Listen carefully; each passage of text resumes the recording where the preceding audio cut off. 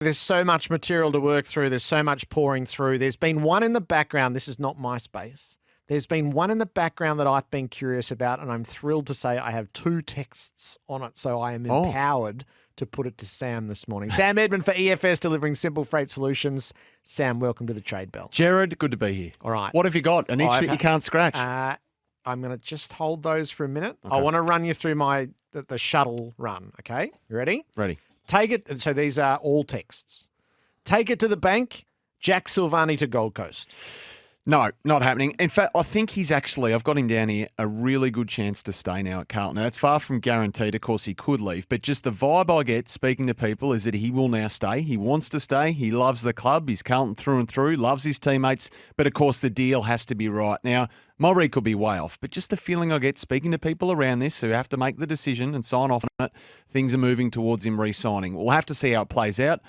I'm also not sure the rival interest has been enormous either, without being disrespectful. I just think he stays, and that's what he wants. Take it to the bank. Zach Fisher will be gone from Carlton.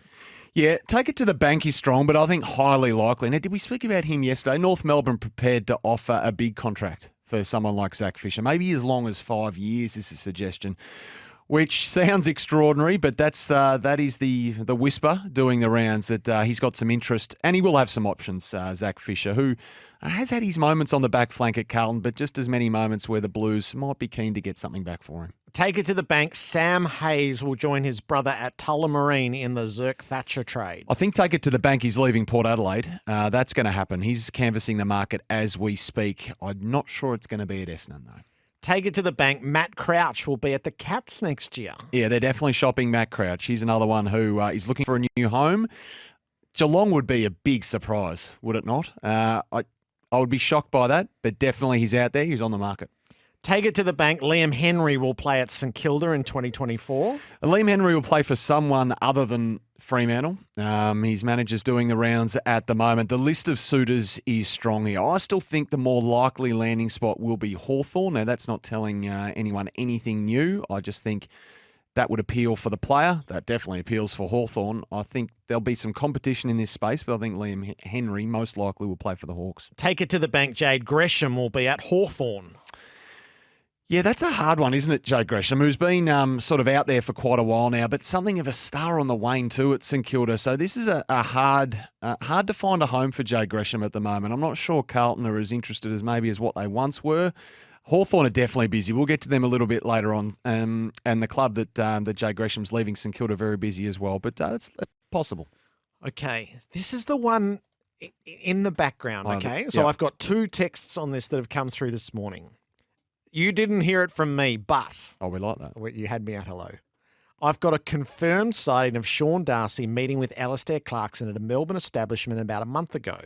Goldie is also without a contract, so adding 2 and 2 together sees Darcy at Arden Street in 2024. PS, does a silver plus a bronze level get it to a gold status scoop?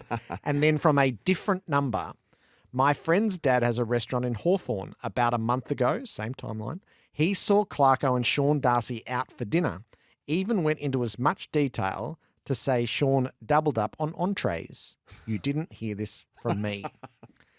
Is there any link between Sean Darcy and North Melbourne? No, there is not. I checked this out yesterday because, it had been doing the rounds that North Melbourne were working behind the scenes in an attempt to what I would have thought engineer, the biggest coup of this year's trade period. If they were to get Sean Darcy into Arden Street in contract as well as the centrepiece of Alistair Clarkson's Arden Street project, it hit all the right notes. It made a lot of sense for North Melbourne, who could lose Todd Goldstein to Essendon or elsewhere, or they might keep him on it. They've got Tristan Sherry there, of course, who they're excited about. But no, it's not happening. They're not in that market at all, North Melbourne. If they are going to acquire ruckman, it'll be your second, third tier sort of ruckman, not a ruckman of that calibre. But certainly Sean Darcy has got some decisions to make prior to sorting out where he's going to sign next year. Let's hear from Justin Longmuir, shall we? The Fremantle coach, when he referenced Sean Darcy yesterday. As far as I'm concerned, yeah, and for many years to come, in my opinion. So, yeah, that's it from that question. He'll be staying and for many years to come. Yeah.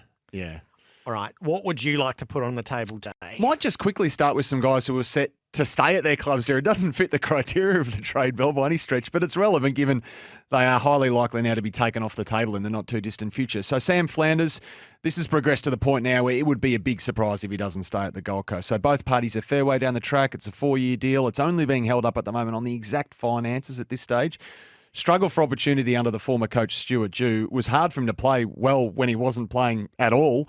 So since round 15, he's averaged nearly 29 touches a game. Yeah. So for context, in his 3.5 years in the AFL prior to that, he'd never gathered 29 touches in a single game. The turnaround has been staggering.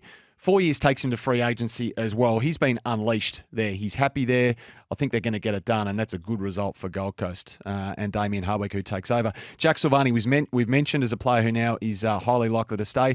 And Paddy Dow as well I wanted to mention. So, right now, Paddy Dow still in something of a holding phase in regards to his playing future. The last month or two hasn't changed a lot. There is widespread interest from other clubs because when he's come into the Carlton setup, he's equipped himself quite well. So St Kilda, Hawthorn, a couple of others will come in. Paddy does want to stay at Carlton. That's not the issue, but the opportunity is. So when Cripps comes back, when Doherty comes back, when maybe Kennedy comes back, is he the sub? Is it him or George Hewitt who's the sub? So he wants to play. The next couple of weeks are going to be absolutely crucial. This seems like a 50-50 call at the moment for Paddy Dow, who's been in the door, out the door, all the way through. Some players now, Gerard, whose clubs want them to move on. Trent Bianco, out of contract, being shopped around by his management group at Collingwood, of course. Matt Crouch looking for a new home, we mentioned. Sam Hayes is looking around. Lockie O'Brien on the market, will not be at Carlton next year and available to a rival club at the right price. Liam Henry working through those list of suitors in the events he leaves Fremantle, as we said, as expected.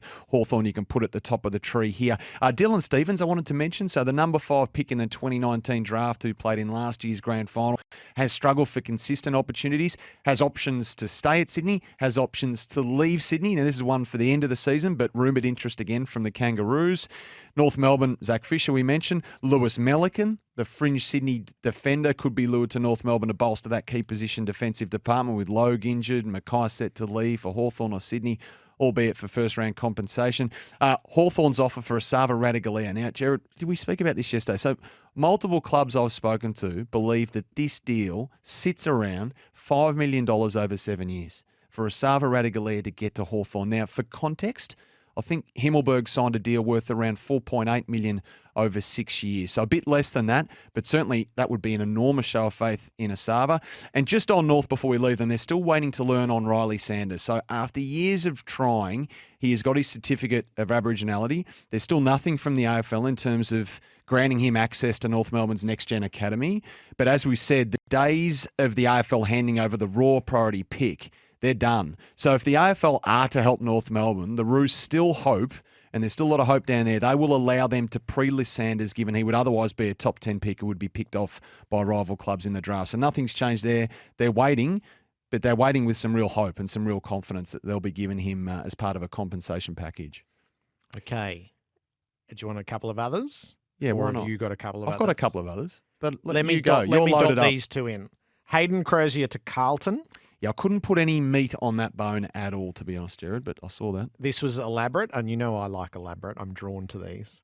Taron Thomas to Gold Coast with a pick swap to get North, the Suns' first pick.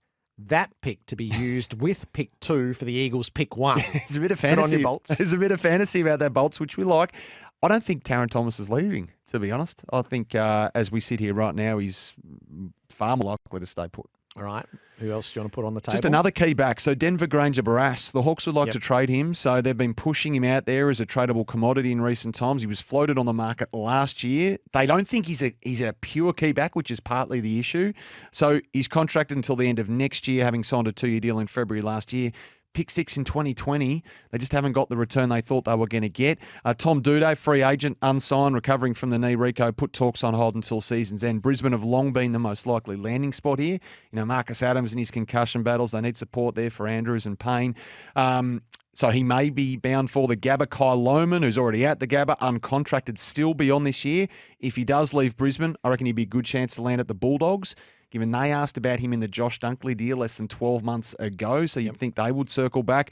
Devon Robertson at the Lions continues to be linked with a move to West Coast. The Eagles have dangled the carrot, a long-term contract for him. He remains unsigned at the Gabba beyond this year. So could he take himself and his army of Instagram followers now off to Perth? Possibly. So you tidied up the Bailey Smith scenario for us yesterday. Management had told the club on Friday.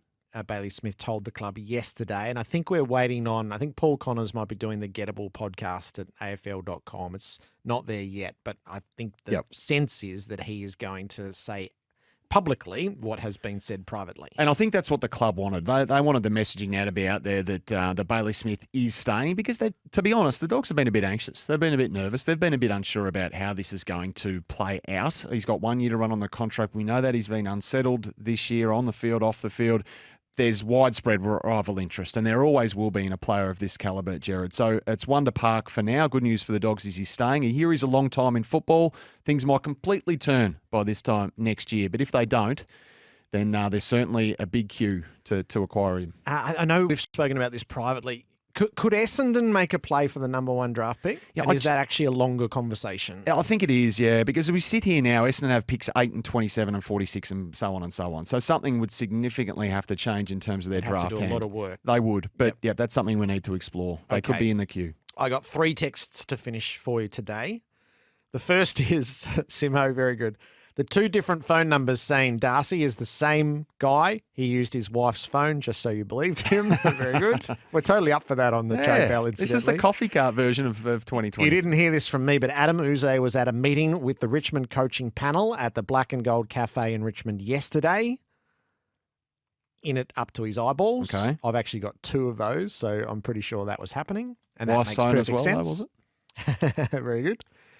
And I heard from inside sources that Sam Edmund was seen doing a tour of the Channel 7 newsroom, which I just had to send you out the door with. Yes, very nice, Gerard. Very nice. I'm all for a sighting. Good trade belling. Well done. Thanks, Gerard. There's a lot of... I can barely keep up with what you put through. I have to go back and listen to the podcast to finish my lists to keep the document up to date.